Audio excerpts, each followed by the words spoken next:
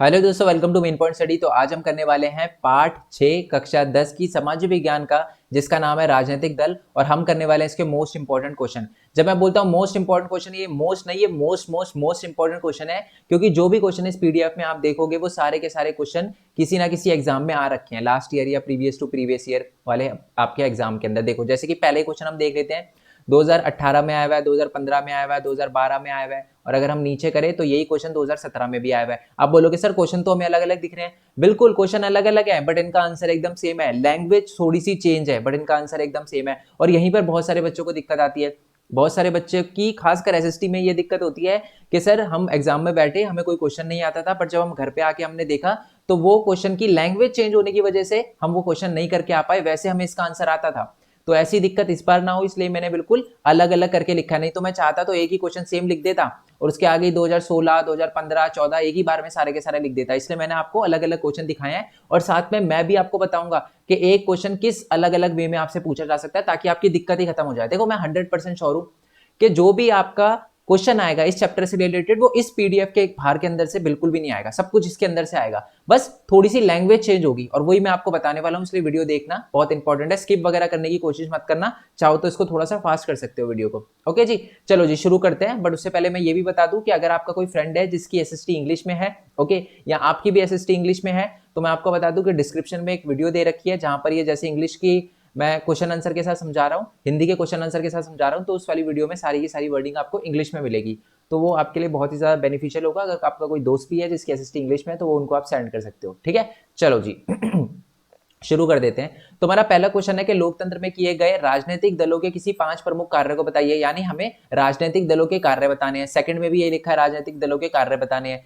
और तीसरा ये लिखा है कि सत्ताधारी पार्टी यानी वो पार्टी जो जीत जाती है, और विपक्षी पार्टी यानी वो पार्टी जो जीतती नहीं है बट वो विपक्ष में बैठती है ना, वो क्रिटिसाइज करती है उस पार्टी को जो जीती है। इनके दो दो कार्य बताने हैं। बात सेम ही है। अब अगर कोई पार्टी जीती है चाहे हारी है तो पॉलिटिकल पार्टी ना, तो ये भी क्वेश्चन सेम है। अब हम बात करते हैं नेक्स्ट क्वेश्चन की। नेक्स्ट क्वेश्चन में भी यही बताना है कि राजनीतिक दल लोकतंत्र में कौन कौन प्रमुख भूमिका निभाता है। अब कौन कौन सी प्रमुख भूमिका निभाता है, क्या क्या काम करते हैं राजनीतिक दल, वही बता रखा है आपको। ठीक है, तो पहला काम जो पॉलिटिकल पार्टी का होता है वो होता है इलेक्शन लड़ना। आपने देखा होगा कि ये सारी की सारी मैंने फोटो डाल रखी है। एक्चुअली ये मेरे नोट्स का ही स्क्रीनशॉट है। मैं ये चैप्टर नोट के साथ भी एक्सप्लेन कर चुका हूँ। अगर आपके पास टाइम है 1-1.5 महीना है और आपको लगता है चैप्टर कंप्लीट कर ले तो ज्यादा अच्छा है, तो उसका भी लिंक मैं आपको नीचे डिस्क्रिप्शन में दे दूंगा विद नोट्स। मैंने पूरा का पूरा चैप्टर एक ही वीडियो के अंदर समझा रखा है। ठीक है, चलो जी। तो राजनीतिक दल का पहला काम होता है वो इलेक्शन लड़ती है। दूसरा काम उसका ये होता है कि अपनी नीतियां, ठीक है, और अपने जो भी कार्यक्रम है वो लोगों के सामने रखती है। कि अब जैसे कि कोई भी पॉलिटिकल पार्टी होती है वो ये बताती है ना कि हम ये करेंगे ये करेंगे ये करेंगे, और फिर लोग उसके हिसाब से उनको वोट देते हैं। और जिन पार्टी को ज्यादा वोट मिलते हैं, ऑब्वियसली बात है, उनकी सरकार बनती है और वो पार्टी सत्ताधारी पार्टी कहलाती है। और जिनको वोट नहीं मिल पाते वो विपक्षी पार्टी कहलाती है। आई होप ये बात आपको पता चल गई हो। तो यही सेकंड पॉइंट है कि अपनी नीतियां वगैरह कार्यक्रम लोगों के सामने रखती है।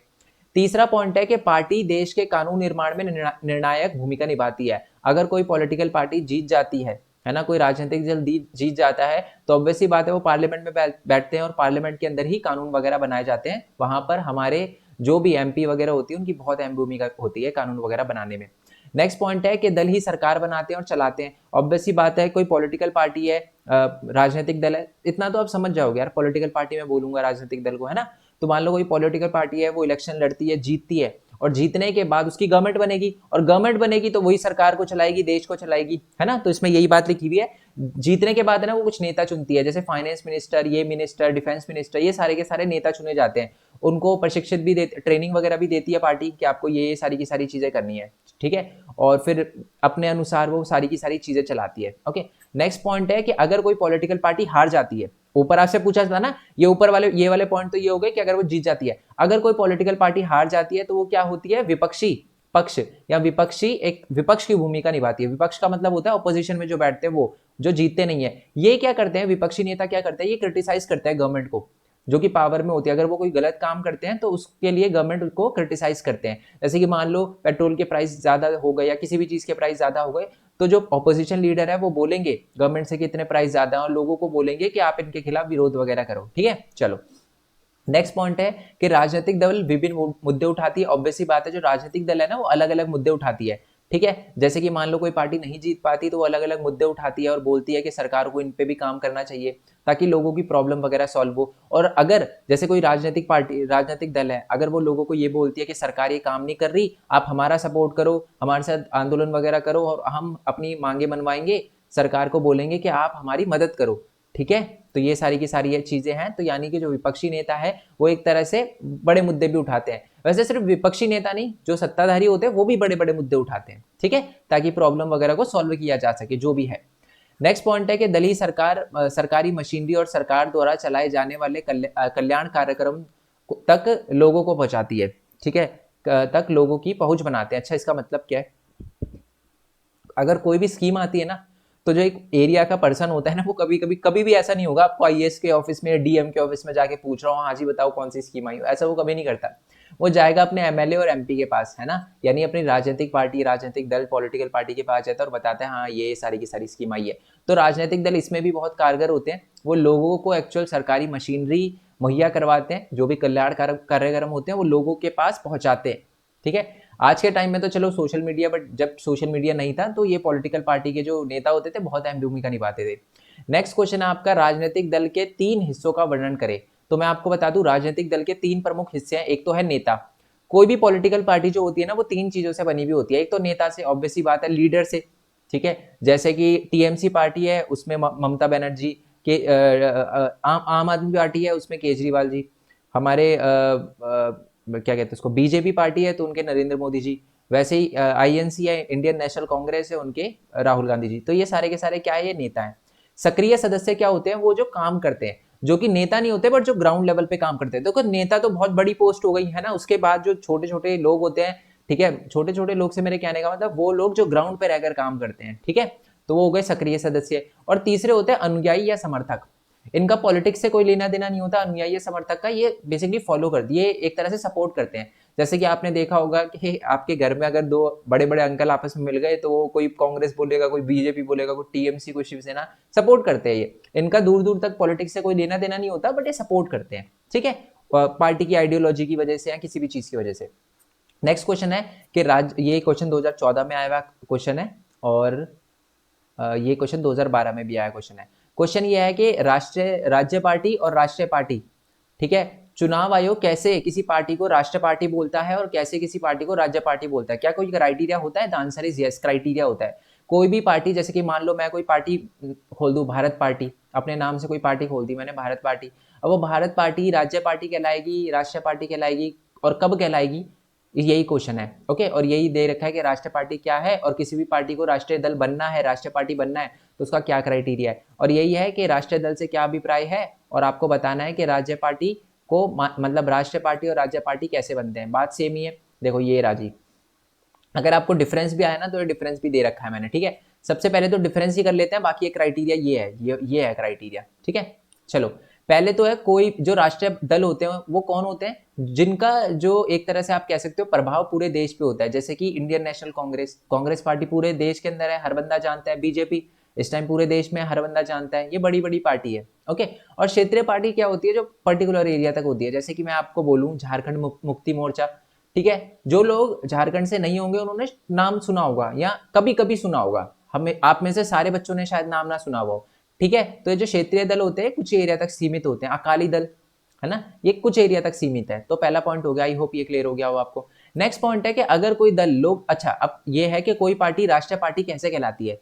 तो आपको पता है ना, लोकसभा के इलेक्शन होते हैं, जैसे कि अभी 2019 में हुए थे, अब हर 5 साल में होता है, तो 2024 में होंगे, फिर 2029 में होंगे, फिर 2034 में होंगे, ऐसे हर 5 साल में ना इलेक्शन होते हैं लोकसभा के।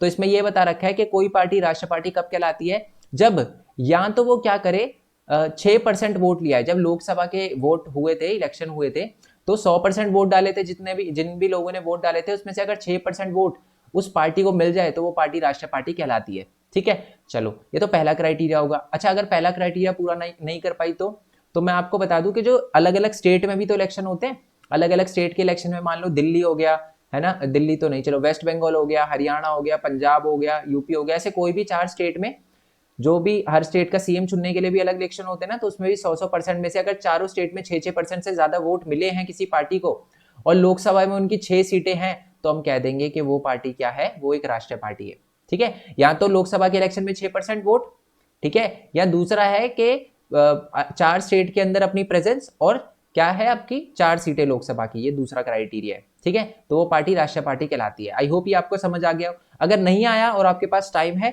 तो आप चैप्टर की वीडियो देख लेना, क्योंकि मैं फिर बच्चों को बहुत ज्यादा प्रॉब्लम होगी अगर मैं दोबारा समझाऊंगा, जो बच्चे चैप्टर की वीडियो देखकर आए होंगे। और अगर नहीं भी समझ आ रहा और कल एग्जाम है तो कोई दिक्कत नहीं यार, लर्न कर लो, ऐसे ही देखकर लर्न कर लो, क्योंकि ज्यादा क्वेश्चन नहीं है इस पीडीएफ के अंदर, आपको 10 से ज्यादा क्वेश्चन देखने के लिए नहीं मिलेंगे, बट ये क्वेश्चन बहुत ज्यादा इंपॉर्टेंट है, ठीक है।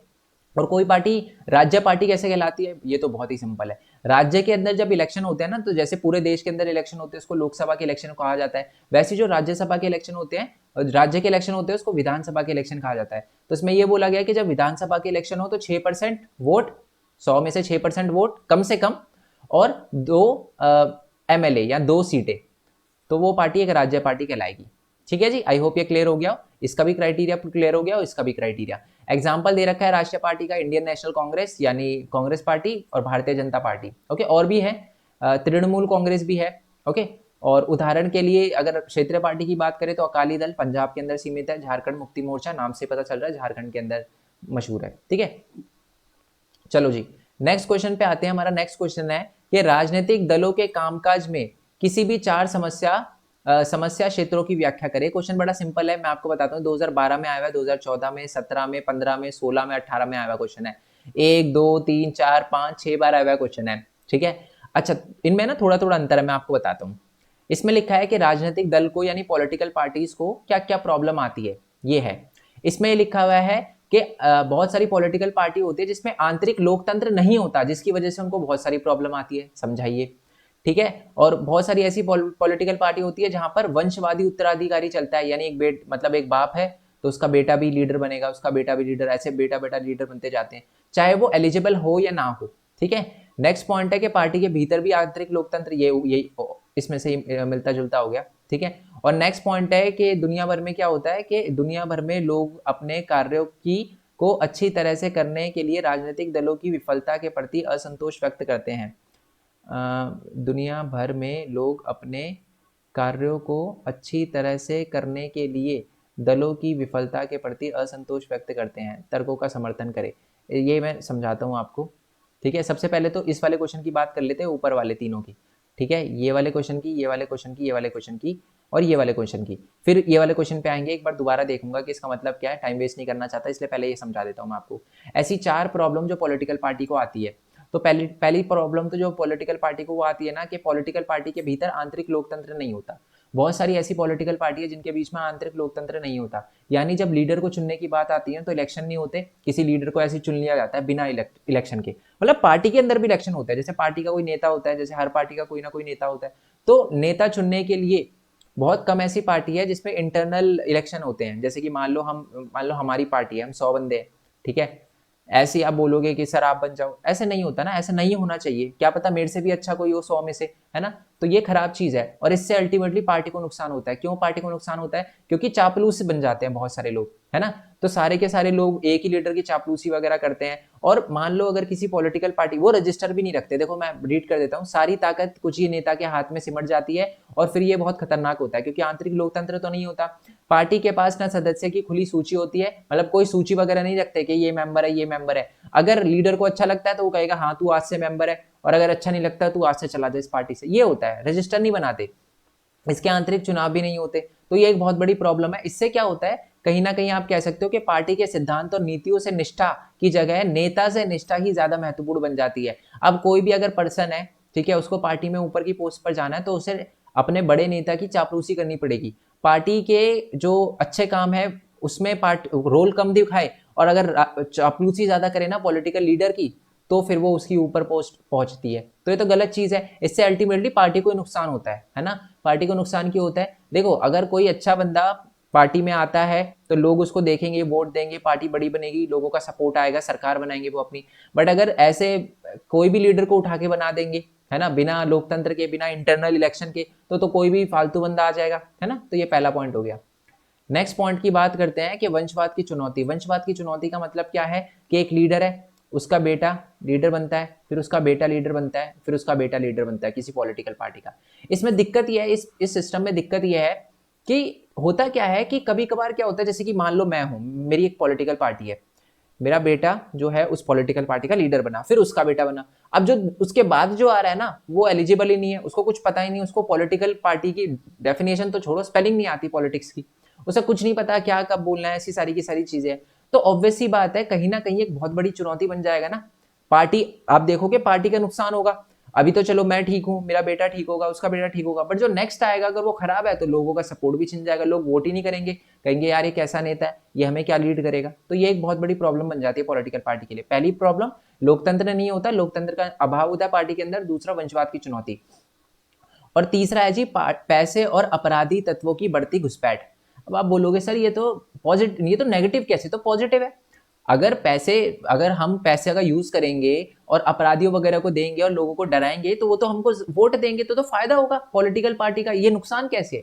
ये नुकसान पता है कैसे? शॉर्ट टर्म में तो सही है। देखो जैसे कि मान लो इस बार इलेक्शन हुए, ठीक है, आपको किसी ने डराया धमकाया आपके घर वालों को, और किसी हुए बोला कि हमें ही वोट देना, आपने दे दिया। अगले 5 साल बाद क्या होता है कि अब आपको लगता है यार इसने तो हमारे एरिया का बहुत बेड़ा गर्क कर दिया है, ठीक है, और अब आपके साथ में बहुत सारे लोग इकट्ठा हो गए कि जी इसको नहीं बनने देना बस, ठीक है, अगर आपको धमकाने आए तो बताना, है ना। तो अब क्या करोगे, आप जानबूझ के किसी और बंदे को वोट दोगे, है ना। तो इससे क्या होता है कि शॉर्ट टर्म में तो सही है। अब देखो पार्टी की इमेज खराब हो गई, जैसे कि मान लो मैं हूं, ठीक है, मान लो मैं बहुत ही गलत नेता हूं, ठीक है, मैं लोगों को डराता हूं धमकाता हूं कि मेरी पार्टी को वोट देना। बाद में पता चलता है कि लोग ये बोलते हैं कि यार इस पार्टी के लोग तो गुंडे हैं, है ना, इस पार्टी के लोग तो गुंडे हैं। अब मान लो मैं हट गया, कोई दूसरा नेता आया जो कि अच्छा नेता है, एरिया का अच्छा नेता है, बट उसको लोगों ने वोट नहीं दिया क्योंकि लोगों को लगा कि यार इस पार्टी के लोग जो होते हैं वो गुंडे ही होते हैं, ठीक है। तो ये एक प्रॉब्लम बन जाती है, जिससे एक्चुअल में पॉलिटिकल पार्टी का ही नुकसान होता है। शॉर्ट टर्म में तो ठीक है, फायदा हो जाता है, बट लॉन्ग टर्म में आप देखो, थोड़ा ज्यादा 10-20 सालों के लिए सोचो तो एक्चुअल में नुकसान ही होता है, पैसे वगैरह का यूज करने से और ये अपराधी वगैरह तत्वों का यूज करने से, ठीक है। नेक्स्ट पॉइंट है कि पार्टी के बीच में विकल्पहीनता की स्थिति। इसका मतलब क्या है, देखो हर पार्टी सेम ही चीज बोलती है। जैसे दिल्ली के अंदर इलेक्शन हुए थे तो आम आदमी पार्टी ने भी बोला बिजली पानी फ्री, बीजेपी ने भी बोला बिजली पानी फ्री, आम आदमी इंडियन नेशनल कांग्रेस ने भी बोला बिजली पानी फ्री। सारी पार्टियों ने जितने भी दिल्ली के अंदर इलेक्शन लड़े, सबने बोला बिजली पानी फ्री। एग्जाम्पल दे रहा हूं मैं आपको। तो अब क्या है कि इससे प्रॉब्लम क्रिएट होती है। प्रॉब्लम क्या, कि सबको लगता है यार कि जब सारी पार्टी सेम ही दे रही है ना, कुछ अलग नहीं है, तो एक काम करो घर में ही बैठो, वोट देने ही नहीं जाते, क्योंकि कोई भी जीते फायदा तो हमारा ही हो रहा है क्योंकि सबकी सेम है। तो ये एक्चुअल में प्रॉब्लम बन जाता है पॉलिटिकल पार्टी के लिए। और कुछ कुछ लोग ऐसे समझते हैं यार ये छोटी पार्टी है, ये क्या अपने वादे निभाएगी, बड़ी पार्टी को वोट देते हैं क्योंकि सब तो सेम कर रहे हैं। तो इससे एक्चुअल में पॉलिटिकल पार्टी को नुकसान होता है, क्योंकि जब वो दूसरों को अपने से अलग नहीं दिखा पाती, तो फिर वो वोट नहीं सिक्योर कर पाती, जीत नहीं पाती, ठीक है। ये एक बार रीड कर लेना, ठीक है। वैसे मैं पीडीएफ आपको दे ही दूंगा, बट मैं जो समझा रहा हूँ समझना बहुत ज्यादा इंपॉर्टेंट है। अच्छा, अब आते हैं इस क्वेश्चन पे। दुनिया भर में लोग अपने कार्यों को अच्छी तरह से करने के लिए राजनीतिक दलों की विफलता के प्रति असंतोष व्यक्त करते हैं। तर्कों के साथ विश्लेषण करें। सीबीएसई 2018 का क्वेश्चन है। दुनिया भर में लोग अपने कार्यों को अच्छी तरह, अच्छा, बहुत सारे लोग जो है वो पॉलिटिकल पार्टी को, राजनीतिक दल को क्रिटिसाइज करते हैं कि आप अपना काम जो है वो ढंग से नहीं कर रहे, है ना। क्यों? मतलब वो है ना, अपना काम ढंग से नहीं कर रहे, वो गलत कर रहे हैं, ठीक है। अब वो गलत क्या क्या चीजें कर रहे हैं, यही सारी की सारी चीजें वो गलत कर रहे हैं। आंतरिक लोकतंत्र नहीं है उनमें, पैसे वगैरह का यूज कर रहे हैं, वंशवाद जो है वो वाला सिस्टम चलता जा रहा है। तो ये सारी की सारी चीजें चल रही है, जिसकी वजह से लोग को गुस्सा आता है कि यार ये सारी की सारी चीजें क्यों हो रही है। तो यही वो सारी की सारी चीजें हैं। लोग भी कहीं ना कहीं परेशान है कि यार कोई अच्छा नेता आता ही नहीं है यार इस पार्टी में। लोग भी परेशान है कि यार वंशवाद वाला सिस्टम चलता है। लोग भी परेशान है कि पैसों वगैरह का यूज करके इलेक्शन जीत रहे हैं, है ना। तो ये सारी की सारी चीजें। नेक्स्ट है कि लोकतंत्र में दल बदल का क्या मतलब है। दल बदल का मतलब होता है जब एक बंदा, ठीक है, मान लो मैं हूं, मैं जीत गया, मान लो लेट्स अज्यूम मैं कांग्रेस से जीता, मैंने पैसे के लिए आम आदमी पार्टी ज्वाइन कर ली। मैं एग्जाम्पल दे रहा हूं, दोबारा से बता दूं, दिल पे मत लेना, किसी पार्टी से कोई लेना देना नहीं है मेरा, मैं बस एक्सप्लेन कर रहा हूं आपको, ठीक है। मान लो मैं कांग्रेस से खड़ा हुआ, या चलो आम आदमी पार्टी से खड़ा हुआ, मैं जीत गया, मैंने अपनी पैसे के लिए फिर मैं कांग्रेस में चला गया या किसी भी पार्टी में चला गया, तो इसी को कहते हैं हम दल बदल, ठीक है। और ये दल बदल बहुत ही ज्यादा खराब चीज है, क्योंकि ऐसे तो यार पैसे के बल पे ही जीतेंगे, मान लो मैंने भरोसा करके किसी मतलब हमारे एरिया के लोगों ने भरोसा करके किसी एक पॉलिटिकल पार्टी को वोट दिया कि हाँ जी वाली पार्टी अच्छा करती है, बट उसका कैंडिडेट ही दूसरी पार्टी में चला गया, खरीद लिया किसी दूसरे ने उसको, तो ये तो गलत है ना। ओके जी, तो इसी दल बदल को मैं आपको बता दूं हमारे संविधान में भी बोला है कि इस दल बदल को खत्म कर दिया जाए। दल बदल की जो ये होता है ना दल बदलने वाला, इसको है ना इंग्लिश में कहते हैं डिफेक्शन, ठीक है, डिफेक्शन कहते हैं। और इसको खत्म करने के लिए एक लॉ लाया गया हमारे कॉन्स्टिट्यूशन के अंदर जिसका नाम ही है एंटी डिफेक्शन लॉ, ठीक है, एंटी डिफेक्शन लॉ। तो यही बात लिखी हुई है, राजनीति में पहचान का मतलब किसी व्यक्ति के पार्टी ओके, राजनीति में दल बदल, ये दल बदल आएगा। राजनीति में दल बदल का मतलब है किसी व्यक्ति को एक पार्टी से दूसरी पार्टी में ले जाना। इसका अर्थ है कि पार्टी से पार्टी की निष्ठा बदलना। एक पार्टी था यार, मैं पहले कांग्रेस का था, फिर मैं आम आदमी पार्टी का बन गया, निष्ठा चेंज कर ली ना मैंने। जिस पर व्यक्ति एक अलग हिस्से से चुना गया है, मतलब किसी अलग उससे चुना गया है बट उसने अपनी पार्टी चेंज कर ली। ऐसा तब होता है जब पार्टी को चुनने के लिए विधेयक उसे छोड़कर दूसरी पार्टी में शामिल हो जाते हैं। जब एक पार्टी छोड़कर दूसरी पार्टी में शामिल हो जाते हैं उसको हम दल बदल कहते हैं। निर्वाचित विधायक और संसद को बदलती पार्टी से रोकने के लिए संविधान में मैंने आपको बताया एक संशोधन किया गया है जिसमें एक नया कानून लाया गया और ये बोला गया है कि कोई भी पॉलिटिकल पार्टी का बंदा जीतने के बाद अगर वो पार्टी चेंज करता है तो उसको अपनी पोस्ट छोड़नी पड़ेगी। इसे कहते हैं anti defection law. Next question पे आते हैं कि राजनीतिक दलों और उनके नेताओं में सुधार के लिए विभिन्न संस्थाओं द्वारा किए गए किन्हीं दो संस्थागत संशोधन की जांच करें। ठीक है, 2016 का क्वेश्चन है और सेम ही क्वेश्चन 2017 का है। ये क्वेश्चन बहुत ध्यान से सुनना, डिफरेंस बहुत ध्यान से सुनना बच्चे, दिमाग खराब हो जाएगा एग्जाम में आप अगर गलत लिख कर आ गए तो। बहुत ध्यान से सुनो, इसमें आपको वो चीजें बतानी है कि पॉलिटिकल पार्टी में बहुत सारी प्रॉब्लम है, तो कौन कौन सी चीजें हैं जो करी गई हैं पॉलिटिकल पार्टी की प्रॉब्लम को सॉल्व करने के लिए, पॉलिटिकल पार्टी में जो भी प्रॉब्लम आती है उनको सॉल्व करने के लिए। यानी वो चीजें जो हो चुकी है, जो हमारी इलेक्शन कमीशन ने करा है या जो हमारे सुप्रीम कोर्ट ने करा है पॉलिटिकल पार्टी में थोड़ा रिफॉर्म करने के लिए, वो चीजें आपको बतानी है। तो पहली चीज तो मैं आपको बता दूं कि पहली बात तो पार्टी के अंदर जो प्रॉब्लम चल रही है दल बदल वाली, इसको सॉल्व करने के लिए हमारे संविधान के अंदर एक एंटी डिफेक्शन लॉ लाया गया है, दल बदल के खिलाफ एक लॉ लाया गया है। ये पहली चीज जो हो चुकी है। दूसरा पॉइंट लिखा है कि उच्च न्यायालय ने पैसे और अपराधियों के प्रभाव को कम करने के लिए ना एक आदेश जारी किया है जिसमें उन्होंने ये बोला कि जो भी उम्मीदवार लड़ रहा है ना उसको क्या करना पड़ेगा, अपनी संपत्ति का है ना और अपने आपराधिक मामलों का एक ब्यौरा देना पड़ेगा, एक शपथ पत्र देना पड़ेगा और उसमें वो बताएगा कि मेरी कितनी प्रॉपर्टी है, ठीक है, और मेरे पे कितने क्रिमिनल केस है। अब इससे बोलोगे सर फायदा क्या होता है? इससे फायदा ये होता है मेरे एरिया के अंदर मेरे को पता चलता है या एक बिल्कुल ही एक ऐसे बंदे को कर रखा है जिस पे रेप केस है, जिस पे वो मतलब बहुत ही क्रिमिनल है, लोगों को उसने मारा है, तो मैं उसको वोट क्यों दूंगा? नहीं दूंगा ना वोट। तो जब लोग अब कौन कौन से, अब कुछ केस झूठे भी होते हैं, ऐसी बात नहीं है, ठीक है, क्योंकि एक दूसरे पॉलिटिकल पार्टी वाले यही काम करते रहते हैं, एक दूसरे पे केस करते रहते हैं, बट एक्चुअल में मेरे को पता तो चल जाएगा ना कि हाँ यार ये पॉलिटिकल पार्टी का बंदा, इस पे इतने सारे केसेस हैं, सही कुछ ना कुछ तो इसने करा होगा, है ना। तो ये सारी की सारी चीजें हैं। हमारे पार्लियामेंट के अंदर कोई भी ऐसा नहीं होगा मेरे ख्याल जिसके ऊपर कोई केसेस ना हो, ठीक है, हर पर्सन के ऊपर कुछ केसेस है ही हैं, कुछ सही होंगे कुछ झूठ होंगे बट है, ठीक है, सब पे होते हैं। हम नॉर्मल लोगों की बात नहीं कर रहा, पॉलिटिकल पार्टी की बात कर रहा हूँ, हर पॉलिटिशियन पे होते हैं, ठीक है। चलो जी, तो इससे ये पता चल जाता है। और देखो प्रॉपर्टी का भी यही है कि मान लो कोई बंदा था पिछले इलेक्शन में खड़ा हुआ तो उसकी 1 करोड़ प्रॉपर्टी थी, एकदम से अगले 5 साल में 1000 करोड़ हो गई। भैया ऐसा कौन सा बिजनेस कर लिया आपने कि 1000 करोड़ कर लिए?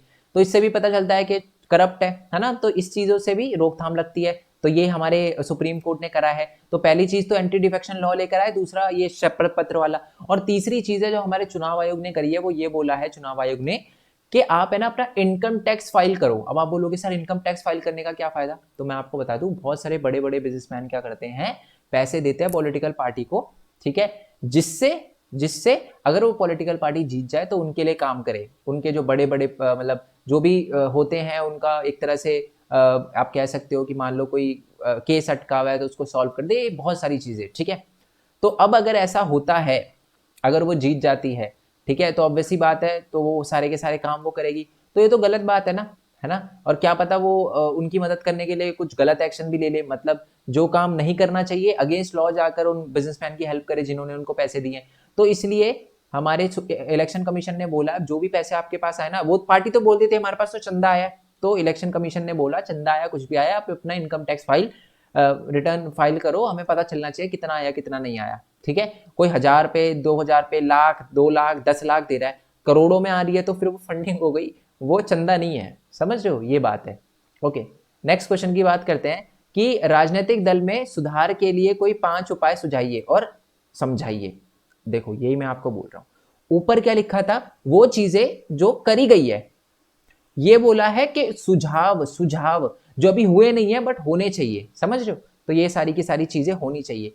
क्या होनी चाहिए, पहली चीजें तो ये होनी चाहिए कि पार्टी के अंदर ही क्या होनी चाहिए, एक तो एक पार्टी के अंदर ही चुनाव हो, पार्टी के अंदर ही स्वतंत्र पदाधिकारी एक वो चुना जाए, पंच चुना जाए, ठीक है। और ये बोला जाए कि पार्टी का जो भी कामकाज है वो अब कानून के नजरिए के अंदर होना चाहिए। बेसिकली पहला पॉइंट सिंपल लिखा हुआ है, मैं आपको वैसे समझा देता हूँ।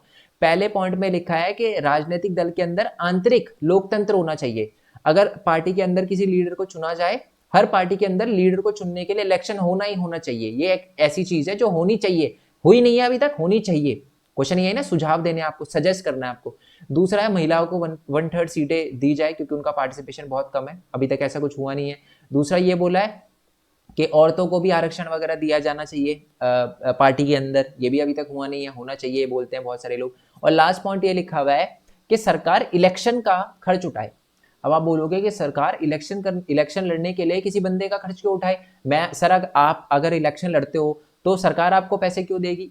बहुत सारे लोग ये बोलते हैं, अब देखो इसकी आपकी अलग राय हो सकती है, बट बहुत सारे लोग बोलते हैं कि कुछ ऐसे भी अच्छे लोग होते हैं जो इलेक्शन लड़ना चाहते हैं बट उनके पास पैसे नहीं है, देश के लिए, अपने लोगों के लिए, अपने एरिया के लिए कुछ बढ़िया करना चाहते हैं बट उनके पास पैसे नहीं है इलेक्शन लड़ने के लिए। तो कम से कम उनके पेट्रोल का खर्चा, कैंपेनिंग का खर्चा, एक जगह से दूसरी जगह जाने का, ये सारे के सारे खर्चे जो हैं वो उठाने चाहिए पॉलिटिकल पार्टी को, सॉरी सरकार को। ये बोलना है कुछ लोगों का जो सुझाव देते हैं। अभी सुझाव में से कोई भी ऐसी चीज नहीं है जो अभी तक हुई है बट होनी चाहिए, ऐसा बोलते हैं। ठीक है, चलो नेक्स्ट है कि द्विदलीय प्रणाली बतानी है। द्विदलीय प्रणाली क्या होती है और बहुदलीय प्रणाली समझानी है कि क्या होती है, और उसके गुण और अवगुण बताने। ये क्वेश्चन बहुत बार पूछा जाता है, बहुत बार पूछा जाता है कि बहुदलीय व्यवस्था क्या होती है। मैं तीनों ही एक्सप्लेन करूंगा आपको, ठीक है। पहली तो होती है एक दलीय व्यवस्था। एक दलीय व्यवस्था उस देश में, मतलब वो देश जहां पर एक ही पार्टी मेन होती है, जहां पर हमेशा एक ही पार्टी की सरकार बनती है, जैसे कि चाइना। ठीक है, ये जो चाइना है ना, वहां पर एक ही पार्टी है, सीपीआई, सॉरी सीपीसी आप कह सकते हो, कम्युनिस्ट पार्टी ऑफ चाइना। ठीक है, ये जो कम्युनिस्ट पार्टी ऑफ चाइना है उसी की सरकार रहती है। ठीक है, लीडर चेंज हो जाता रहता है, सरकार उसकी रहती है, तो एक ही पार्टी है, इसी को कहते हैं एक दलीय व्यवस्था। ये एक तरह से लोकतांत्रिक नहीं है क्योंकि लोगों के पास चॉइस ही नहीं है। दूसरा है दो दलीय व्यवस्था। दो दलीय व्यवस्था क्या होती है, दो दलीय व्यवस्था में क्या होता है कि दो पार्टी 50-50% चांस होता है कि ये भी जीत सकते हैं और ये भी जीत सकते हैं, तो इसी को कहते हैं दो दलीय व्यवस्था। जैसे यूएस में और यूके में, अगर अमेरिका की बात करूं, यूएस की बात करूं, तो डेमोक्रेटिक पार्टी और रिपब्लिकन पार्टी दो मेन पार्टी हैं, और पार्टी मतलब पावर जो है इन दोनों में से किसी के बीच में शिफ्ट होती रहती है। और यूके के अंदर बात करें तो कंजर्वेटिव पार्टी और लेबर पार्टी, इन दोनों के बीच में पावर जो है वो चेंज होती रहती है, तो इसी को कहते हैं दो दलीय व्यवस्था। ठीक है, क्वेश्चन क्या था, बहुदलीय व्यवस्था की बात करते हैं। बहुदलीय व्यवस्था क्या थी, ठीक है। देखो जब अनेक दल सत्ता की होड़ में हो और दो दलों से ज्यादा के लिए अपने दल पर या दूसरे से संगठन करके सत्ता में आने का ठीक ठाक अवसर हो, तो उसे बहुदलीय शासन व्यवस्था कहते हैं। मैं आपको बता दूं कि जब एक से ज्यादा पार्टी, ठीक है, एक से ज्यादा पॉलिटिकल, मतलब दो से ज्यादा, मतलब कोई भी जीतने के चांसेस हो। देखो जैसे मैंने आपको बताया, एक दल में एक ही पार्टी जीतती है, दो दलीय में दोनों की 50-50% चांस होते हैं, बट जब किसी के भी फुल चांसेस ना हो, कोई भी जीत सके, तो इसी को कहते हैं बहुदलीय व्यवस्था। भारत के अंदर बहुदलीय व्यवस्था है। अब नहीं कह सकते कौन जीतेगी, बीजेपी जीतेगी, कांग्रेस जीतेगी, आम आदमी पार्टी, पर्टिकुलर एरिया में। ठीक है, तो ये क्या है, ये एक बहुदलीय शासन व्यवस्था है। बेसिकली बहुदलीय शासन व्यवस्था की प्रॉपर डेफिनेशन ये नहीं है। बहुदलीय शासन व्यवस्था में क्या होता है कि जैसे कि मैं आपको समझाता हूँ, देखो जैसे कि मान लो हम ए बी सी डी चार पार्टी है, चारों ने इलेक्शन लड़ा, इसको मिले 20% वोट, इसको मिले 20% वोट, इसको मिले 30% वोट, इसको मिले 30% वोट, हो गए ना 100%। और आपको जीतने के लिए चाहिए 50% वोट, बट किसी भी पार्टी को 51% वोट नहीं मिली, तो क्या होता है, दो पार्टी मिल जाती है, ये दोनों पार्टी मिल गई है ना, तभी 60% बन रहा है, क्योंकि ये मिलेगी तो 50% आएगा, तो ये दोनों की दोनों सी और डी पार्टी मिल गई। ठीक है, तो अब क्या है, इसी को ही बहुदलीय शासन व्यवस्था कहते हैं, जहां पर दो या दो से ज्यादा जीतने के लिए क्या होता है, जब पार्टी आपस में मिल जाती है तो उसको बहुदलीय शासन व्यवस्था कहते हैं, और इसमें कोई भी पार्टी के जीतने के चांसेस ज्यादा होते हैं। ठीक है। अब पहले ये बता देता हूँ मैं आपको, फिर ये बताऊंगा। मैं आपको बता दूं भारत में बहुदलीय शासन व्यवस्था है, और एक है ये हमारा राष्ट्रीय, एक चलो मैं आपको बताता हूँ, कांग्रेस का भी एक, आप कह सकते हो कि ये जो गठबंधन है, गठबंधन कहते हैं इस चीज को, जब दो या दो से ज्यादा पावर, दो या दो से ज्यादा पॉलिटिकल पार्टी आपस में मिलकर सरकार चलाती है तो उसको गठबंधन की सरकार कहते हैं। तो जो कांग्रेस, कांग्रेस का गठबंधन है, यानी वो ग्रुप जिसमें कांग्रेस पार्टी मेन पार्टी है, कांग्रेस पार्टी के अलावा भी छोटी छोटी पार्टी है but Congress party main party है, तो उसके अलायंस को कहते हैं हम यूपीए। ठीक है, हिंदी में क्या नाम है इन दोनों में से आप मेरे को बताना कि यूपीए में इसमें इनमें से कौन है। और एक बीजेपी का भी अलायंस है, उसका नाम है जी एनडीए। ठीक है, अब एनडीए के अंदर मेन पार्टी बीजेपी है बट बाकी छोटी छोटी पार्टी भी है। ओके, चलो अब आते हैं जी ये पॉइंट पे। यदि कोई पार्टी सत्ता के लिए प्रतिस्पर्धा करती है और दो से अधिक दलों के पास अपने बल या दूसरे, अपने बल या दूसरे के साथ गठबंधन, अपने दल, अपने बल पर, सॉरी सही लिखा था, अपने बल पर या दूसरे के साथ गठबंधन, गठबंधन के साथ गठबंधन में सत्ता का आने का उचित मौका हो तो उसे हम बहुदलीय शासन व्यवस्था कहते हैं। इसमें यह बोला गया है कि जब बहुत सारी पॉलिटिकल पार्टी हो, ठीक है, जिसमें एक पार्टी जीते या एक पार्टी ना जीते तो बहुत सारी दूसरी पार्टी उसके साथ मिलकर सरकार चलाए, तो इसी को हम बहुदलीय शासन व्यवस्था कहते हैं। इसके कुछ फायदे भी हैं, नुकसान भी है। फायदे ये हैं, पहला फायदा तो ये है कि जी बहुत सारे लोगों का प्रतिनिधित्व होता है ना। अब देखो जैसे इतनी सारी पॉलिटिकल पार्टी है तो अलग अलग पॉलिटिकल पार्टी अलग अलग एरिया से होगी, अलग अलग लोगों की डिमांड उठाएगी, तो एक तो ये फायदा हो जाता है कि यह प्रणाली राजनीतिक प्रतिनिधित्व का आनंद लेने के लिए विभिन्न प्रकार की रुचि को और राय की अनुमति देता है। मतलब अलग अलग आप कह सकते हो राय जो होती है, अलग अलग पॉलिटिकल पार्टी की अलग अलग राय होती है जैसे आपको पता है, और वो राय लोगों को भी पता चलती रहती है और उसके अकॉर्डिंग लोग उनको वोट देते हैं। ठीक है, और नेक्स्ट फायदा ये होता है कि लोगों को कई उम्मीदवार, मतलब कई अलग अलग विकल्प मिल जाते हैं। अब उनके पास बहुत सारी अलग अलग चॉइस होती है कि इस पार्टी को वोट दे, इस पार्टी को दे, इस पार्टी को ये दे या इस पार्टी को दे, तो उनको चॉइस बहुत ज्यादा मिल जाती है। ठीक है, और इसके नुकसान क्या है? नुकसान, सबसे पहला नुकसान तो ये है कि इसमें क्या होता है, जब बहुदलीय शासन व्यवस्था होती है ना, तो इसमें क्या होता है कि बहुत कम ऐसा होता है हासिल करने की संभावना नहीं होती, यानी कोई एक पार्टी, बहुत कम ऐसा होता है कि कभी एक पार्टी जीत पाए पूर्ण तरीके से। ठीक है, बहुत ही कम ऐसा होता है। मैक्सिमम टाइम में गठबंधन बनाना ही पड़ता है जब बहुत सारी पार्टी के जीतने के ज्यादा चांसेस होते हैं, तो ये एक बहुत बड़ी प्रॉब्लम है। इससे क्या, इससे नुकसान क्या होता है गठबंधन की सरकार से? नुकसान क्या है गठबंधन की सरकार से, मैं बताता हूँ नुकसान क्या है। मान लो ये सीडी मिले थे ना आपस में, सी और डी पार्टी, जो अभी ऊपर एग्जाम्पल देख रहा था 30-30%, अगर ये जीत जाते हैं, ठीक है, पार्टी सी का बनता है पीएम। ठीक है, तो ये जो पार्टी सी का पीएम है वो कभी भी कोई ऐसा फैसला नहीं लेगा जिसकी वजह से पार्टी डी जो है वो गुस्सा हो जाए। ठीक है, मान लो पार्टी जो सी है वो कुछ ऐसा काम करना चाहती है जो कि इंपॉर्टेंट है, जो कि उन्होंने बोला था कि हम करेंगे, बट पार्टी डी उससे एग्री नहीं कर रही है ना, तो फिर यहाँ पर दिक्कत आती है। तो इसका मतलब पार्टी सी वाले पीएम कहेंगे छोड़ो यार, अभी नहीं करेंगे, अगली बार करेंगे, अब इनके साथ हम गठबंधन पे है, बेखाम में सरकार गिर जाएगी, इसलिए हम ये वाला काम अभी छोड़ते हैं। तो इसी को कहते हैं हम, यही एक प्रॉब्लम होती है। पहली प्रॉब्लम तो यही होती है कि इसमें क्या होता है कि पूर्ण मतलब एक तरह से सत्ता हासिल करने की संभावना कम हो जाती है और अस्थिरता भी बनी रहती है। जैसे आप देख सकते हो कि मान लो चलो पार्टी सी ने फिर वो कर दिया, तो उसके बाद पार्टी डी अपना सपोर्ट वापस ले लेगी कि हम अपना सपोर्ट वापस लेते हैं, तो ये एक बहुत बड़ी प्रॉब्लम है। ठीक है, चलो नेक्स्ट पॉइंट पे आते हैं। नेक्स्ट पॉइंट है हमारा दलीय प्रणाली। अच्छा, ये बहुत इंपॉर्टेंट क्वेश्चन है। ये देखो आप देख रहे होगे किसी एग्जाम में नहीं आया, बट मैं जिन बच्चों को पढ़ाता हूँ उनके एग्जाम में ये क्वेश्चन आया था। ठीक है, उन्होंने बहुत अच्छे से आंसर इनका लिख दिया था, बट मैं चाहता हूँ आपको बता दूं, ऑल दो ये क्वेश्चन इंपॉर्टेंट है बट किसी एग्जाम में नहीं आया था, बट फिर आप बोलोगे कि सर एग्जाम में आ गया, आपने कराया नहीं था, तो इसलिए मैंने क्वेश्चन भी इंक्लूड कर दिया कि जी कोई चांस ही नहीं छोड़ना। पार्टी सिस्टम एक ऐसी चीज होती है, ये दलीय व्यवस्था एक ऐसी चीज होती है जो हम चूज नहीं करते। अब इसका मतलब क्या है? मैंने बोला चाइना में एक दलीय व्यवस्था है, मैंने बोला कि अमेरिका में द्विदलीय व्यवस्था है, मैंने बोला यूके में द्विदलीय व्यवस्था है, मैंने बोला भारत में बहुदलीय व्यवस्था है। क्या ये भारत में बहुदलीय व्यवस्था हमने डिसाइड किया था? The answer is no. ये एक ऐसी चीज होती है जो कोई भी कंट्री के लोग डिसाइड नहीं करते, ये over the period of time जो जो चेंज आते हैं उसके हिसाब से चेंज होता है। जैसे मैं आपको बता दूं, भारत के अंदर है ना, जब भारत आजाद हुआ था तो उसके 30 सालों तक प्योर कांग्रेस की गवर्नमेंट रही थी। स्टेट में भी बहुत सारे, और बहुत सारे क्या, ऑलमोस्ट सारे स्टेट में, और सेंटर के अंदर भी कांग्रेस की गवर्नमेंट रही थी। तो उस समय बहुत सारे लोग कहते थे ये एक दलीय व्यवस्था है। उसके बाद क्या हुआ, बहुत सारी पार्टी आ गई तो फिर वो बहुदलीय व्यवस्था बन गई। क्या हमने डिसाइड करा, क्या कॉन्स्टिट्यूशन में कोई चेंज करा कि जी बहुदलीय व्यवस्था आनी चाहिए? नहीं, कुछ कुछ चेंज नहीं करा, सब कुछ वैसे का वैसे ही था। भारत पहले दिन से ही अलाउ था कि एक बहुदलीय व्यवस्था होनी चाहिए, बट उस टाइम इतनी ज्यादा पार्टियां नहीं थी, इसकी वजह से कांग्रेस ही लगातार जीतती रही थी। उसके बाद बहुत सारी छोटी छोटी पार्टी भी आ गई, स्टेट पार्टी भी आ गई। तो बेसिकली ये चीजें जो होती है ना, दलीय व्यवस्था, ये कोई कंट्री डिसाइड नहीं करती, ये लोग डिसाइड नहीं करते, ये एक्चुअल में एटमोस्फेयर डिसाइड करता है, ये वहां की स्थिति डिसाइड करती है, जो जो चीजें चेंज हो रही है उसके साइड से डिसाइड होता है। ये देखो, यह वास्तव में उस समाज की प्रकृति संस्कृति के विकसित होता है जिस पर वह बनाया गया है। मतलब ये लिखा हुआ है कि संस्कृति की वजह से, कल्चर के चेंज होने की वजह से, नेचर के चेंज, मतलब एक सोसाइटी के चेंज होने की वजह से जो जो चेंजेस आते हैं उसकी वजह से ही ये पार्टी सिस्टम चेंज होता है।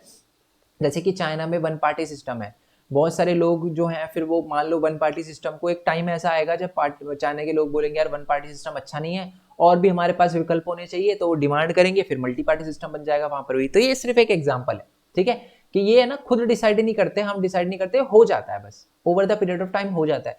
किसी ने नहीं सोचा होगा 1947 में कि यार कोई ऐसा भी टाइम आएगा जब शायद कांग्रेस की गवर्नमेंट ना रहे, या कभी कांग्रेस की गवर्नमेंट ऐसा हो कि पावर में ना हो सेंटर के अंदर, बट है। तो इसका क्या मतलब है कि चेंज हो सकता है, कुछ भी नहीं कह सकते हम, ये हम डिसाइड नहीं करते।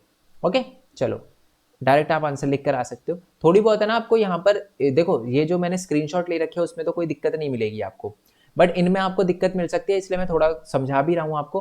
कोई दिक्कत नहीं है, रीड करके देखोगे, क्योंकि मैंने ट्रांसलेटर से ट्रांसलेट करा है। ओके, टाइप नहीं हो रहा था मेरे से, बहुत ही ज्यादा डिफिकल्ट होता है हिंदी टाइप करना, बट अगर कोई फिर भी दिक्कत आए तो मेरे को नीचे बता देना, कोई दिक्कत नहीं है यार, पूरा आंसर बता दूंगा मैं आपको, टेंशन लेने की जरूरत नहीं है। या टेलीग्राम पे मेरे को मैसेज कर देना।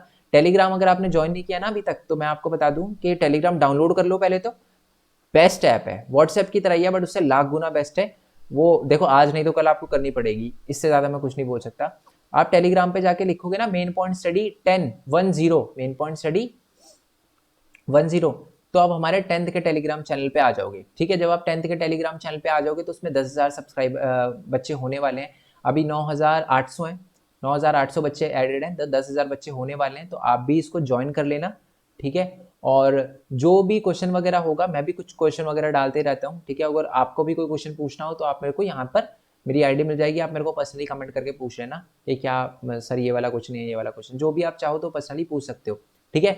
बाकी अगर कोई दिक्कत आए तो मैंने बता दिया, कमेंट कर देना, बिल्कुल आपके लिए आंसर मैं जरूर बताऊंगा, ठीक है। अच्छा, ये बेसिकली हमारा लास्ट क्वेश्चन था। अब देखो एक चीज मैं आपको बता दूं, मेरी बहुत ध्यान से सुनना।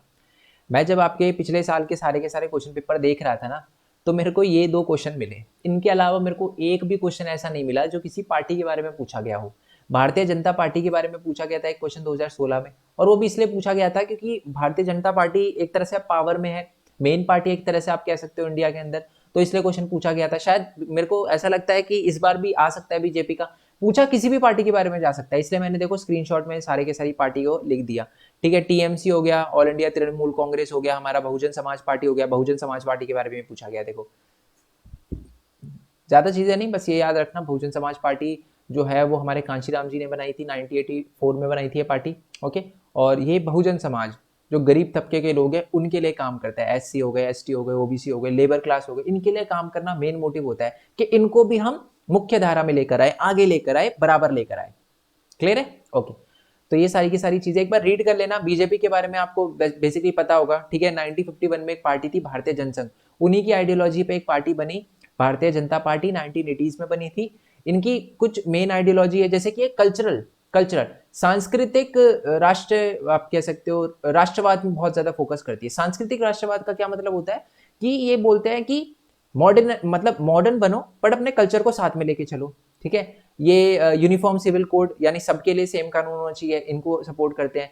इनका कहना है कि जो कश्मीर है, ठीक है, वो इंटीग्रल पार्ट ऑफ इंडिया, उसको मुख्य धारा से मिलाना चाहिए, बहुत मतलब ले लेना चाहिए पाकिस्तान से। ये सारे की सारे पॉइंट ऑफ व्यू जो हैं वो हैं भारतीय जनता पार्टी के, ठीक है। वैसे तो बोलने की जरूरत नहीं है, कश्मीर तो पार्ट ऑफ इंडिया ही है, इसमें कोई दोहराई नहीं है, ठीक है। दोहराई क्या है, हमारा ही है।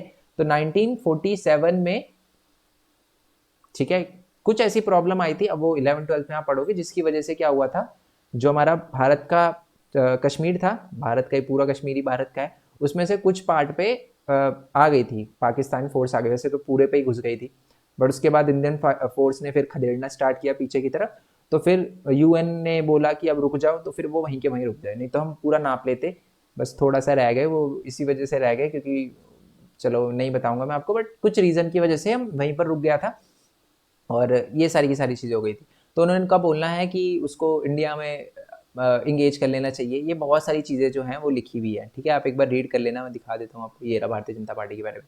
और ये याद है ना, राष्ट्रीय जनतांत्रिक गठबंधन, ऊपर देखा होगा बहुराष्ट्रीय उसमें, बहुदलीय व्यवस्था में, है ना?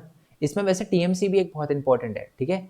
टीएमसी जो है, मैं आपको बता दूं, बहुत सारी ऐसी पॉलिटिकल पार्टी है जो लगातार, पहले तो यार वो दिखा देता हूँ, आप बोलोगे कि सर बीच में बोल के छोड़ दिया आपने। ये रहा जी, ये है एनडीए, ये बीजेपी का अलायंस है, ये यूपीए, ये कांग्रेस का अलायंस है, ठीक है? संयुक्त प्रगतिशील गठबंधन, हिंदी में यूनाइटेड प्रोग्रेसिव, प्रगतिशील होता है, गठबंधन मतलब अलायंस होता है। राष्ट्रीय नेशनल डेमोक्रेटिक यानी जनतांत्रिक, अलायंस यानी गठबंधन। तो ये बीजेपी का है, ये कांग्रेस का अलायंस है। एक मार्क्स में क्वेश्चन आ सकता है, इससे ज्यादा नहीं आएगा, ठीक है? अब ये तृणमूल कांग्रेस के बारे में भी मेरे को लगता है इंपॉर्टेंट है, पूछा जा सकता है आपसे। 1998 में पहले जो हमारी ममता बनर्जी थी वो कांग्रेस के अंदर ही थी, फिर वो अलग पार्टी उन्होंने बना ली जनवरी 1998 में, जिसको हम तृणमूल कांग्रेस कहते हैं, ठीक है? और 2016 में एक राष्ट्रीय पार्टी बनी थी, ठीक है? और भी बहुत सारी बोला गया है कि 2011 से लेकर पश्चिम बंगाल में अभी तक सत्ता में है, ये अभी तक भी है। 2000 अभी जो इलेक्शन हुए थे उनमें भी जो है तृणमूल कांग्रेस जीती है। और भी बहुत सारी चीज़ें कि 2019 में इनको कितने फीसदी वोट मिले थे, वोट वाला नहीं, बट देखो हर पार्टी के 5 पॉइंट याद कर लेना, ज़्यादा नहीं, 5 पॉइंट तो याद कर लेना, ठीक है? बहुजन समाज पार्टी भी इंपॉर्टेंट है। अच्छा, कम्युनिस्ट पार्टी भी इंपॉर्टेंट है। कम्युनिस्ट पार्टी 1925 में बनी थी और एक बार ये पार्टी टूटी थी 1964 में, ठीक है? तो कम्युनिस्ट पार्टी ऑफ इंडिया से एक दूसरी पार्टी निकली थी जिस पार्टी का नाम था communist party of India Marxist. ये देखो मार्क्सिस्ट लिखा है, था नाम ही सीपीआई था, और communist party of India Marxist, अब देखो यही लिखा है 1964 में पार्टी बनी थी, ठीक है? चलो, आई होप ये सारे के सारे क्वेश्चन आपको बहुत अच्छे से क्लियर हो गए, दिमाग में छप जाने चाहिए, एक एक क्वेश्चन एक तरह से रट लो बिल्कुल के। आप कैसे करना है कैसे नहीं करना वो देख लो, वीडियो को 2 बार देख लेना, हो सके चैप्टर समझ लेना टाइम है तो, अगर नहीं है तो इसको रट लो एक तरह से। मैं इससे ज़्यादा कुछ नहीं बोलूँगा, इससे बाहर कुछ भी नहीं आने वाला, ठीक है? चलो, और बाकी मैं आपको बता दूं कि अभी तक अपने टेलीग्राम चैनल ज्वाइन नहीं किया, देखो यहाँ पर 4.3 दिख रहा होगा, बहुत पहले स्क्रीनशॉट दिया था, अब यहाँ पर 9.8 है, बिल्कुल इसके डबल है। तो आप इसको ज्वाइन कर लेना, मेन पॉइंट स्टडी 10 लिखोगे आप आ जाओगे हमारे टेलीग्राम चैनल पे। और साथ ही में हमारे दूसरे चैनल भी है, जैसे मेन पॉइंट स्टडी को सब्सक्राइब तो आई होप आपने कर लिया हो, नहीं करा तो कर देना। जैसे आप सब्सक्राइब करोगे तो बेल आइकन पे ऑल पे कर देना, ठीक है जी? ओके। और साथ में हमारे डिफरेंट डिफरेंट चैनल है, जैसे मेन पॉइंट टेक, ठीक है? ये बेसिकली अर्निंग से रिलेटेड है, आप देखोगे ना इस पर सिर्फ 29 वीडियो डाल रखी है मैंने, सिर्फ और सिर्फ 29 वीडियो डाल रखी है, और वो सिर्फ और सिर्फ आपके लिए है, ताकि आप कैसे अर्न कर सकते हो, ठीक है? जैसे मैं आपको दिखा देता हूँ, ये वीडियो है कि एनिमेटेड वीडियो कैसे बनाए अपने फ़ोन से, उसको यूट्यूब पर डाल के अर्निंग कैसे करे, ठीक है? नोट से आप कैसे अर्न कर सकते हो, ठीक है? क्रिप्टो करेंसी क्या होता है, फ्री में वेबसाइट कैसे बनाए, ठीक है? ये नोट्स है ना, ये जो आपको दिख रहे हैं, ये भी है ना, मैं वेबसाइट पर डालूंगा। कौन सी वेबसाइट पर डालूंगा? मैं डालूंगा www.mainpointstudy। आप है ना गूगल पे जाके लिखोगे ना मेन पॉइंट स्टडी, तो आपके सामने वेबसाइट आई जाएगी, क्योंकि अब थोड़ी महंगी बातचीत हो गई है, ठीक है? तो अब नाम लिखते ही आ जाता है, देखो ये लिखा है ना मेन पॉइंट स्टडी। ओके, यहाँ पर आपको सारे के सारे नोट्स क्लिक करते ही ओपन हो जाएंगे आपके, ठीक है? और कोई जीपी लिंक वगैरह कुछ नहीं है, सीधा क्लिक करके नोट्स ओपन होंगे। अच्छा, और मैं एक और बात बता दूं, वैसे तो नोट्स एकदम फ्री है, ठीक है? बट देखो इसकी सर्वर की कॉस्ट इंक्रीज होती जा रही है वेबसाइट की, और मेरे को लग रहा है एक टाइम ऐसा आएगा जब शायद मैं इसको अफोर्ड ना कर पाऊँ, वेबसाइट को कंटिन्यू ना रख पाऊँ, तो शायद मेरे को प्राइस टैग लगाना पड़े। तो इसलिए मैं बोलूंगा कि आप सपोर्ट जरूर करो। अगर आप में से कोई ऐसा है जो सपोर्ट कर सकता है फाइनेंशियली, तो कंट्रीब्यूट का बटन दे रखा है, आप इस पर क्लिक करोगे तो आपके सामने ऑप्शन आ जाएंगे, तो आप इससे कंट्रीब्यूट वगैरह कर सकते हो, इसको स्कैन वगैरह कर सकते हो। तो सपोर्ट जरूर करना, और अगर फाइनेंशियली सपोर्ट नहीं भी कर सकते, ठीक है? देखो कितनी भी बड़ी अमाउंट हो, कितनी भी छोटी हो, छोटी से छोटी अमाउंट भी मैटर करती है, क्योंकि एक्चुअल में इससे सपोर्ट मिलता है, ठीक है? चाहे वो इतनी बड़ी अमाउंट हो ना हो, बट इससे सपोर्ट मिलता है कि हाँ यार बच्चों के लिए भी कुछ करना है, ठीक है? और इस पे और कुछ नहीं तो एक्चुअल में ये जो ऐड दिख रही है इन पे क्लिक करके 10-20 सेकंड रुक जाना, वो भी अल्टीमेटली मेरे लिए सपोर्ट ही होगा। ओके, आई होप ये सारी की सारी चीजें आपको समझ आ गई हो, वीडियो अच्छी लगी हो। और बाकी एक पिक्चर बेस्ड क्वेश्चन है, वो भी मैं आपको बता देता हूँ, रियली सॉरी ज़्यादा टाइम ले रहा हूँ, बट एक पिक्चर बेस्ड क्वेश्चन था, वो मैं बता देता हूँ, क्योंकि मैं आपको बता दूँ कि मैं जिन बच्चे को पढ़ाता हूँ उनके एग्जाम में भी ये पिक्चर बेस्ड क्वेश्चन आया था, ठीक है? ये आपकी बुक में दिखा देता हूँ मैं आपको, जस्ट अ सेकेंड। अच्छा, ये भी बता देता हूँ मैं आपको, ये बेसिकली ना इटली के पीएम थे, ठीक है? ये दिखा रखा है कि इटली के पीएम जो थे 1993 में एक पार्टी बनी थी, उनके लीडर थे, और वो है ना उनका खुद का एक मीडिया चैनल था। तो ये देखो कठपुतलियों की तरह मीडिया को चला रहे हैं, ये दिखा रखा है इसमें, ठीक है? और इसमें ये दिखा रखा है कि जो जितने भी है ना, ये जॉर्ज बुश है ना, जॉर्ज बुश की पार्टी का सिंबल है ये हाथी, ठीक है। और ये किसके अंडर है, ये है जी कॉर्पोरेट के अंदर। ये कॉर्पोरेट को इस पिग से दिखाया गया है, पिग से दिखाया गया, पिग से नहीं, पिग, ठीक है। और इसमें देखो ये वही दिखा रखा है, इलेक्शन कमीशन के पास भी अपना नॉमिनेशन साइन करवाने जाते हैं ना, तो अपनी पार्टी वगैरह की ये कितनी प्रॉपर्टी है कितनी प्रॉपर्टी नहीं है बताना पड़ता है, ठीक है। तो ये इस पिक्चर में दिखा रखा है। अब देखो ये जो पर्सन है ये इसको देखकर बोल रहा है कि आप तो पहले से ही क्या हो, धन मतलब अमीर हो, ठीक है, रिच हो, फिर चुनाव क्यों लड़ना चाहते हो, ठीक है। तो बोल रहा है थोड़े और पैसे चाहिए इसलिए मैं इलेक्शन लड़ना चाहता हूँ। जोक्स अपार्ट, आई होप आपको क्लियर हो गया, ओके। बाकी मिलते हैं जी नेक्स्ट वीडियो में, तब तक के लिए थैंक यू सो मच। और बाकी जो अलग अलग चैप्टर है ना उन सबके भी मोस्ट इंपॉर्टेंट क्वेश्चन की वीडियो नीचे डिस्क्रिप्शन में दे रखी है, देख लेना आप। बाकी मिलते हैं नेक्स्ट वीडियो में, तब तक के लिए थैंक यू सो मच। जय हिंद, जय भारत, वंदे मातरम, thanks for your support, bye bye.